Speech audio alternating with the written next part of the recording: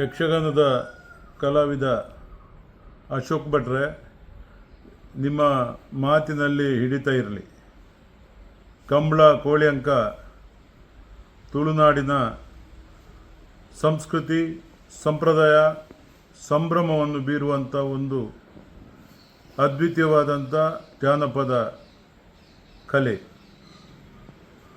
ಯಕ್ಷಗಾನದ ಬಗ್ಗೆ ನಮಗೆ ಬಹಳಷ್ಟು ಗೌರವ ಇದೆ. ಯಕ್ಷಗಾನ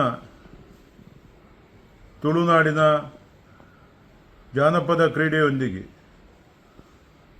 ಮೇರು ಕಲಾವಿದರು ಇಡೀ ರಾಜ್ಯ ದೇಶದಾದ್ಯಂತ ನಮ್ಮ ತುಳುನಾಡಿನ ಸಂಪ್ರದಾಯ, ಸಂಸ್ಕೃತಿ ಮತ್ತು ನಮ್ಮ ಧಾರ್ಮಿಕ ಹಿನ್ನೆಲೆಯನ್ನು ಬಿತ್ತರಿಸುವ ಒಂದು ಬಹುದೊಡ್ಡ ಸಾಧನ.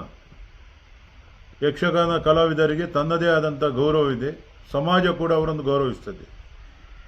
ಆದರೆ ಅಶೋಕ್ ಭಟ್ರು ಅವರೊಬ್ಬ ಹಿರಿಯ ಕಲಾವಿದ, ಒಳ್ಳೆಯ ಅರ್ಥಧಾರಿ ಅಂತ ಅವರಿಗೆ ಹೆಸರಿದೆ.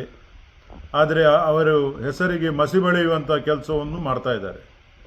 ಅಶೋಕ್ ಭಟ್ರೆ, ನಿಮಗೆ ಎಚ್ಚರ ಇರಲಿ. ಕಂಬಳ ಕೇವಲ ಒಂದು ಊರಿನ ಕ್ರೀಡೆ ಅಲ್ಲ, ಇದು ನಮ್ಮ ಅವಿಭಜಿತ ಜಿಲ್ಲೆಯ, ದೇಶದ, ರಾಜ್ಯದ, ಅಂತಾರಾಷ್ಟ್ರೀಯ ಮಟ್ಟದ ಕ್ರೀಡೆಯಾಗಿ ಪರಿವರ್ತನೆ ಆಗಿದೆ. ಕಂಬಳಕ್ಕೆ ಲಕ್ಷಾಂತರ ಮಂದಿ ಅಭಿಮಾನಿಗಳಿದ್ದಾರೆ. ನೀವು ಕಂಬಳವನ್ನು ಟೀಕೆ ಮಾಡಿದರೆ, ನೀವು ಎಲ್ಲೆಲ್ಲ ಯಕ್ಷಗಾನದಲ್ಲಿ ವೇಷಧಾರಿಯಾಗಿ ಭಾಗವಹಿಸಿದರೆ ಅಲ್ಲೆಲ್ಲ ನಿಮಗೆ ನಮ್ಮ ಪ್ರತಿಭಟನೆಯನ್ನು ಎದುರಿಸಬೇಕಾಗಿತ್ತು. ಕಂಬಳವನ್ನು ಬಹಳ ತಿರಸ್ಕಾರ ಮಾಡಿದ್ದೀರಿ ತಾವು. ಕೋಳಿ ಅಂಕವನ್ನು ಕೂಡ ತಿರಸ್ಕಾರ ಮಾಡಿದ್ದೀರಿ.